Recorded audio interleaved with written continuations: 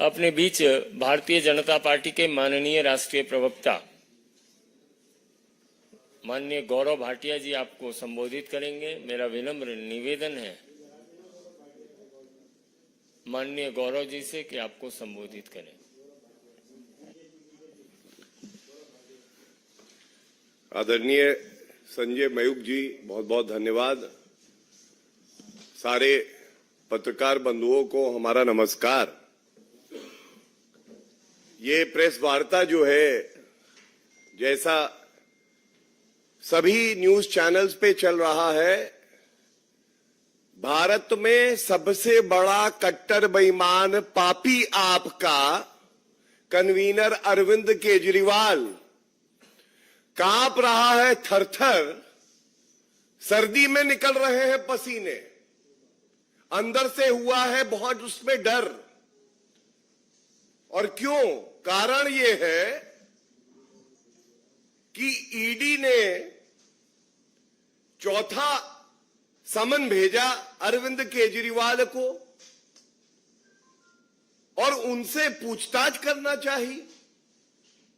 ये तो न्याय संगत है, कानून संगत है, लेकिन अरविंद केजरीवाल ऐसा क्या हुआ कि सर्दी में आप के पसीने छूट रहे हैं, आप थर-थर कांप रहे हैं, आपको डर लगने लगा है,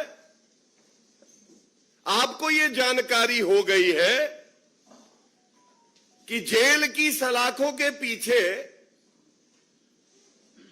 जो आरोपी बैठे हैं, जिनको ये कट्टर ईमानदार बताते थे, जो निकले कट्टर बेईमान, पूर्व उप मुख्यमंत्री मनीष सिसोदिया और सांसद संजय सिंह कह रहे हैं मेरे भैया शराब घोटाले के किंगपिन कट्टर बेईमान अरविंद केजरीवाल हमारे पास कब आओगे?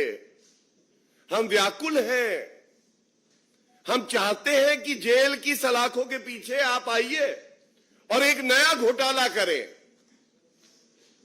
जैसे मसाज घोटाला किया था, मसाज करवा रहे थे पॉक्सो एक्यूज से, वैसे ही जब शराब घोटाले के किंगपिन अंदर जाएंगे, जो अब यकीन हो रहा है कि इनको अंदर जाना पड़ेगा।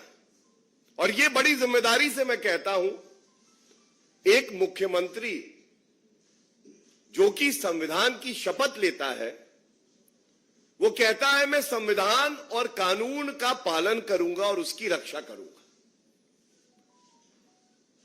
पहला समन, विधानसभा चुनाव है इसलिए नहीं जा पाऊंगा जी। दूसरा समन, विपासना करनी है मुझे, मैं इसलिए नहीं जाऊंगा। तीसरा समन, लोकसभा के चुनाव की शुरुआत हो चुकी है। आज चौथा समन आया और बताया ये जा रहा है, आप सब पत्रकार बंधुओं को ज्यादा जानकारी होगी। एक अवार्ड सेरेमनी थी, नाम था एक्सेलेंस इन एजुकेशन अवार्ड। वहां पे हमारा जो देश का भविष्य है, दिल्ली का भविष्य है, उन बच्चों को पुरस्कृत कर रहे हैं। जनता दिल्ली की और देश की ये कह रही है, अरविंद केजरीवाल तो केवल एक्सेलेंस इन करप्शन अवार्ड में मुख्य अतिथि बने और एक कोचिंग सेंटर खोले, किस तरह से घोटाले होंगे। टॉयलेट को क्लासरूम बता दूंगा मैं, दिल्ली के लिए बस खरीदूंगा, उसमें मैं घोटाला कर दूंगा। मैं कसम खाता हूं, मैं बड़ा बंगला नहीं लूंगा, उसके बाद शीश महल अपना बनाऊंगा, घोटाला कर दूंगा। और अब शराब घोटाले के किंगपिन हो, लेकिन इतनी हिम्मत नहीं पड़ रही कि जाके ईडी के प्रश्नों का सामना कर सको। कुछ प्रमुख बातें इस प्रेस वार्ता में आपके समक्ष रख दूं। सबसे पहले, एक कहावत है कि उल्टा चोर कोतवाल को डांटे, तो आज ये कहना गलत नहीं होगा, शराब घोटाले के किंगपिन ईडी को बता रहे हैं कि तुम अपना समन वापस लो।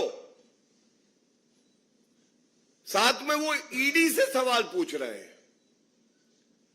आजाद भारत के इतिहास में ऐसा नहीं हुआ है कि कोई व्यक्ति जांच एजेंसी समन देके बुलाए और वो जांच एजेंसी से कहे ये बताओ समन वापस लोगे या नहीं।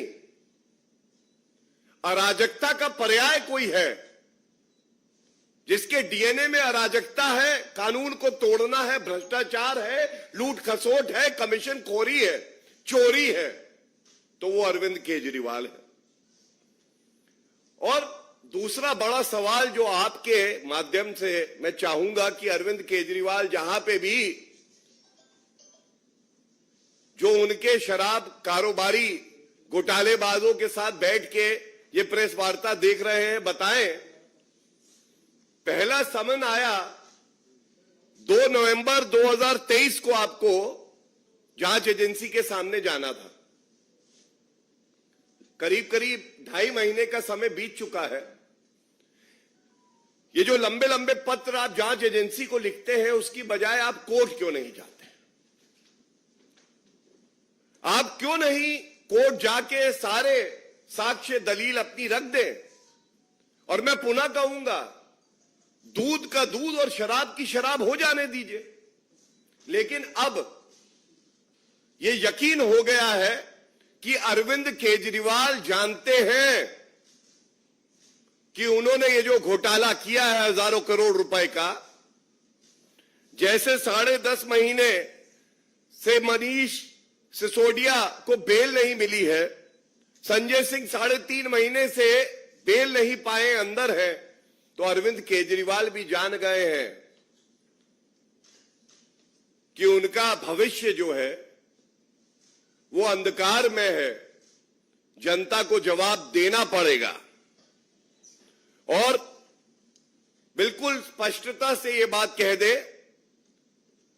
अरविंद केजरीवाल कट्टर बेईमान पापी आपके कन्वीनर, सुन लो, कानून से ऊपर तुम हो नहीं।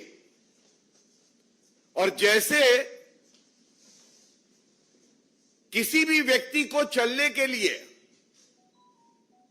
जमीन पर कदम रखने ही पड़ते हैं, इसी तरह से ये बात जान लो,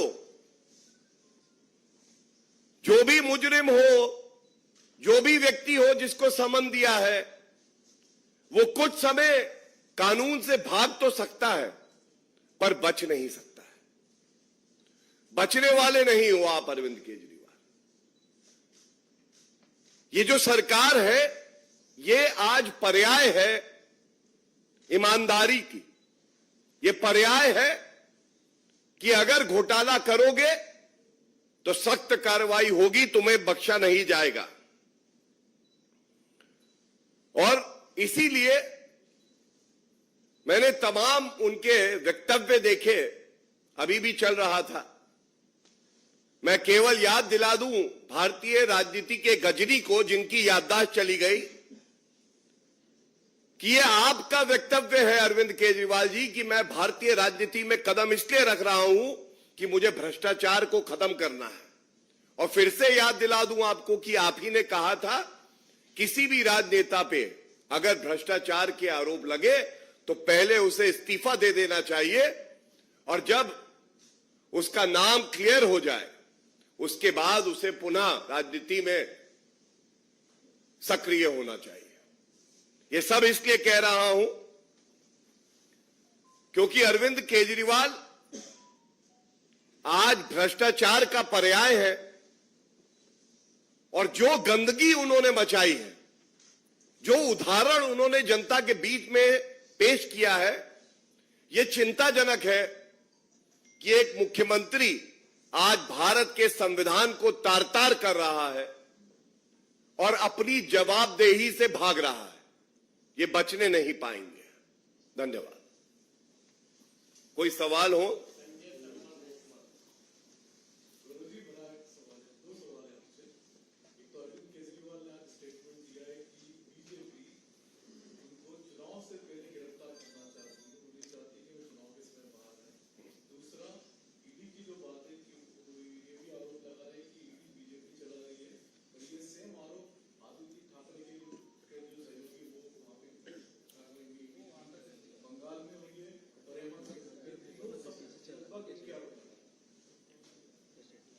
देखिए, प्रथम दृष्टया जो कट्टर बेईमान हो, जो लूट खसोट करता है,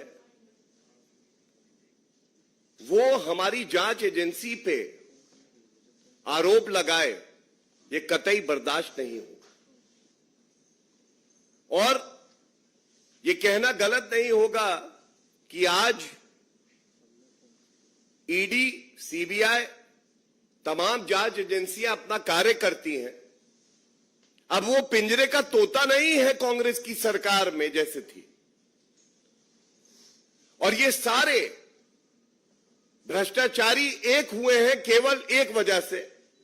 इनको ये लगता है कि सारे भ्रष्टाचारी अगर भ्रष्टाचार के गोंद से जुड़ जाएंगे तो इनका कोई कुछ नहीं बिगाड़ पाएगा। लेकिन मैं ये बात बता दूं, जब कानून का डंडा पड़ता है, जब कानून के डंडे की गर्मी दिखाई देती है तो अच्छी अच्छी गोंद पिघल जाती है और इन सबको इनकी हैसियत पता चल जाएगी। ये सारे, वो कहावत है ना, चोर चोर मौसेरे भाई, वैसे ही ये सारे जितने इंडी अलायंस घमंडिया के घटक दल हैं, इन्होंने देश को लूटा है। और अब समय आ गया है कि आप जवाब दो जांच एजेंसियों को। और अगर आपको ऐसा प्रतीत होता है कि राजनीतिक द्वेष से यह कार्रवाई हो रही है, तो न्यायालय का दरवाजा है, आप खटखटाओ, अपनी बात रखो। और चुनौती देता हूं, 9.5 साल में ये जितने विपक्षी दल हैं, जितने भ्रष्टाचारी हैं, एक आदेश सर्वोच्च न्यायालय का या उच्च न्यायालय का नहीं दिखा सकते कि कार्रवाई रद्द की गई हो। बल्कि 14 राजनीतिक दल इसी तरह की अटपटी दलीलें दे रहे थे और सर्वोच्च न्यायालय गए थे कि ईडी, सीबीआई का दुरुपयोग हो रहा है, और वो याचिका को खारिज किया गया, निरस्त किया गया। और ये करारा थप्पड़ था हर उस भ्रष्टाचारी के गाल पर जिसको ये गलतफहमी है कि वो कानून से ऊपर है।